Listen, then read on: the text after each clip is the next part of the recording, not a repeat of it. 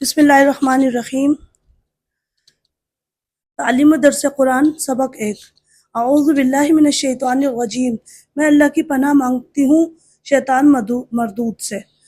یعنی میں، اوذو پناہ لینا، باللہ اللہ کی، من یعنی سے، الشیطان یعنی شیطان، اور الرجیم یعنی دھتکارا ہوا۔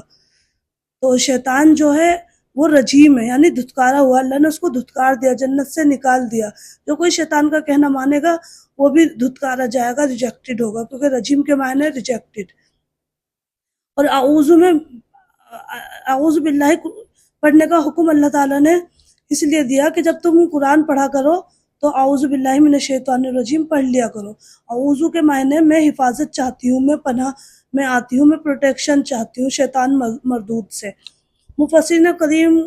قرآن کریم کا عمومی طریقہ یہی ہے کہ سورہ البقرہ کی تفسیر سے پہلے استعاذہ یعنی اعوذ باللہ من الشیطان الرجیم اور تسمیہ یعنی بسم اللہ الرحمن الرحیم کا بیان کرتے ہیں۔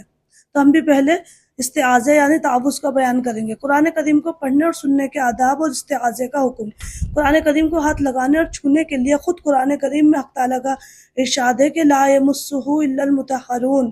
یعنی اس قرآن کو نہیں چھوتے مگر پاک لوگ، یعنی طہارت اور پاکی کے بغیر اور بغیر وضو کے قرآن کریم کو ہاتھ لگانا جائز نہیں۔ اسی طرح جب یہ کلام پڑھا جائے تو اس کے سننے کا احترام یہ بتایا گیا کہ وَإِذَا قُرِئَ الْقُرْآنُ فَاسْتَمِعُوا لَهُ وَأَنصِتُوا لَهُ لَعَلَّكُمْ تُرْحَمُونَ، کہ جب قرآن پڑھا جائے تو اس کی طرف کان لگائے جائے اور سب سے پہلا کام خاموش رہا کرو تاکہ تم پر رحم کیا جائے۔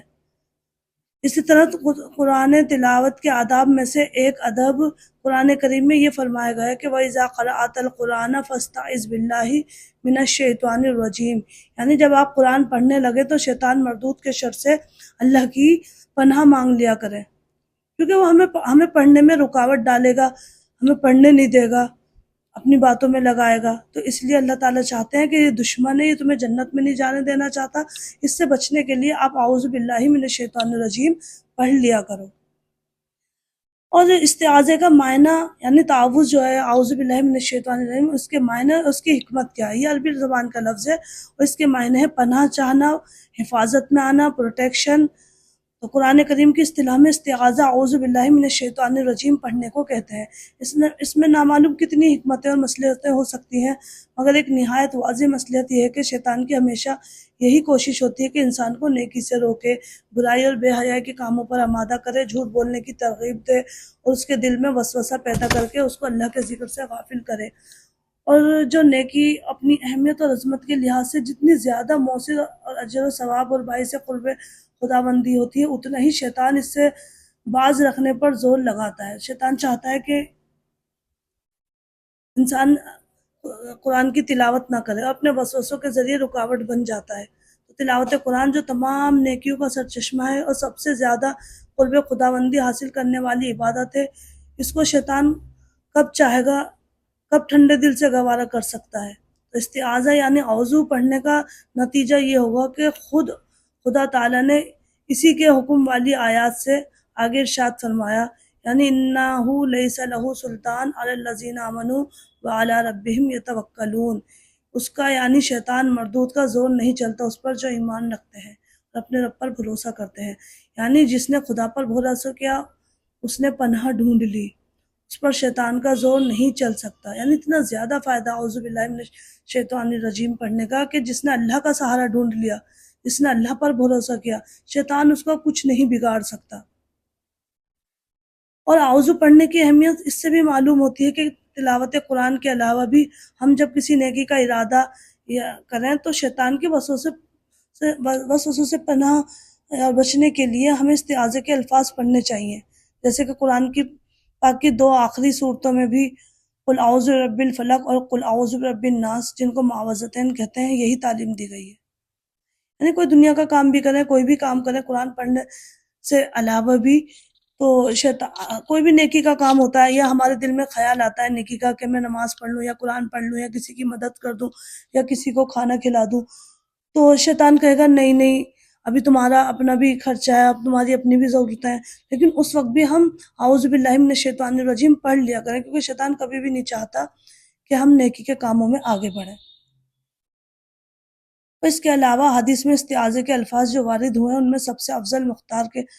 سب سے نزدیک اعوذ باللہ من الشیطان الرجیم ہے۔ حسب ذیل دوسرے الفاظ کے ساتھ بھی اعوذ پڑھنا جائز ہے، جیسے اعوذ باللہ السمیع العلیم من الشیطان الرجیم، یا اعوذ باللہ العظیم من الشیطان الرجیم، یا اعوذ باللہ من الشیطان الرجیم ان اللہ هو السمیع العلیم۔ اب اعوذ باللہ من الشیطان الرجیم پڑھنے کے فائدے کیا ہیں؟ تو نمبر 1، دین اور ہدایت پر استقامت، بندہ دین اور استقامت پر جمع رہے گا، کیونکہ ایسا ہوتا ہے دین پر چلنے کی کوشش کرتے ہیں لیکن چلتے چلتے بھٹک جاتے ہیں، سوچتے ہیں کہ ڈیلی نماز پڑھیں گے پھر اس سے ہٹ جاتے ہیں۔ تو جب اعوذ باللہ من الشیطان الرجیم پڑھیں گے اور شیطان ہم سے دور رہے گا اور ہم اللہ کی حفاظت میں آ جائیں گے تو نیکیوں کے کام پر ہم جمے رہیں گے۔ تو پہلا ہے کہ دین اور ہدایت پر استقامت ہوگی۔ دوسرا، شیطان مردود کے شر اور تکلیف سے بچاؤ ہوگا، یعنی شیطان جو ہمیں تکلیف دیتا ہے، کوئی ہمیں پریشانی کرے گا یا کوئی کچھ بھی جو اس کا شر ہوگا، یا کسی انسانوں کے ذریعے بھی ہمیں تکلیف دینا چاہے گا تو اس سے بھی انسان بچا رہے گا۔ یا کوئی کھانے کی چیز ہے یا کوئی انسان ہے یا کچھ بھی چیز ہے، اس میں اگر کوئی بھی برائی ہوگی، کوئی بھی مان لو اگر کوئی انسان کوئی بھی چیز کھا رہا ہے اور اس میں اس کی برائی بھی ہوتی ہے، کیونکہ ہر چیز کے فائدے ہوتے ہیں تو نقصان بھی ہوتے ہیں، تو شیطان مردود کے شر سے اس میں بچاؤ ہوگا۔ نمبر 3، اللہ کی حفاظت کے مضبوط قلعے اور مقام قرب میں داخلہ، یعنی انسان اللہ کی حفاظت کے مضبوط قلعے میں آ جائے گا اور اللہ کے قریب ہو جائے گا، اللہ کی قربت حاصل ہوگی۔ نمبر 4، پیغمبروں، صدیقوں، شہیدوں اور صالحین کے ساتھ مقام امن تک رسائی، یعنی انسان شہیدوں کے ساتھ ہوگا، صالحین کے ساتھ ہوگا اور امن کے مقام تک پہنچ جائے گا انسان۔ 5واں، مالک زمین و آسمان کی مدد کا حاصل ہونا، جو انسان شیطان سے دور رہے گا، اعوذ باللہ من الشیطان الرجیم پڑھتا رہے گا، اللہ کی مدد اس کو حاصل ہوگی۔ اس لیے انبیاء اور اولیاء نے بھی ہمیشہ استعاذہ کیا، جیسے کہ قرآن کریم میں شاہد ہے کہ جب زلیخا عزیز مصر کی بیوی نے حضرت یوسف علیہ السلام سے اپنی نفسانی خواہش کا اظہار کیا تو حضرت یوسف علیہ السلام نے فرمایا معاذ اللہ انہ ربی احسن مثوایا، یعنی اللہ کی پناہ، عزیز مصر میرا مربی ہے۔ تو انہوں نے بھی اعوذ باللہ من الشیطان الرجیم پڑھا اور اللہ کی پناہ میں آ گئے اور وہاں سے بھاگ لیے، اور 7 دروازے تھے اور 7 میں تالے لگے ہوئے تھے، لیکن جیسے ہی وہ بھاگے، جہاں تک ہمت ہے انسان کوشش کرے، انہوں نے کوشش کی بھاگے تو بند دروازے بھی اللہ کے حکم سے کھل گئے۔ حضرت صلی اللہ علیہ وسلم کو بھی بار بار استعاذے کا حکم ہوا۔ ہمارے پیارے نبی صلی اللہ علیہ وسلم نے بھی ارشاد فرمایا سورہ المؤمنون میں ہے کہ وَقُلْ رَبِّ أَعُوذُ بِكَ مِنْ ہَمَزَاتِ الشَّيَاطِينِ وَأَعُوذُ بِكَ رَبِّ أَنْ يَحْضُرُونِ۔ اے نبی صلی اللہ علیہ وسلم آپ کہیے کہ اے میرے رب، میرے پروردگار، میں تجھ سے پناہ مانگتا ہوں شیطانوں کے وسوسوں سے، اور اے میرے پروردگار میں تجھ سے پناہ مانگتا ہوں اس سے کہ شیاطین میرے پاس بھی آئیں۔ پھر حضرت صلی اللہ علیہ وسلم کو استعاذے کا حکم سورہ قل اعوذ برب الفلق اور قل اعوذ برب الناس میں بھی ہوا۔ تو یہ دونوں صورتیں پڑھنی بھی بہت زیادہ ضروری ہیں۔ آپ صلی اللہ علیہ وسلم نے فرمایا کہ کھانا کھانے سے زیادہ، سانس لینے سے زیادہ، کپڑے پہننے سے زیادہ ان صورتوں کو پڑھا جائے، کیونکہ اس میں انسان اللہ کی حفاظت میں آ جاتا ہے، انسان کو ہر چیز سے حفاظت مل جاتی ہے، کوئی انسان کی دنیا کی کوئی بھی چیز ہو، کچھ بھی ہو، اس سے حفاظت میں آ جاتا ہے۔ فرشتوں اور شیطانوں کی حقیقت، تو خداوند تعالیٰ نے جب اپنی قدرتوں کو اشکار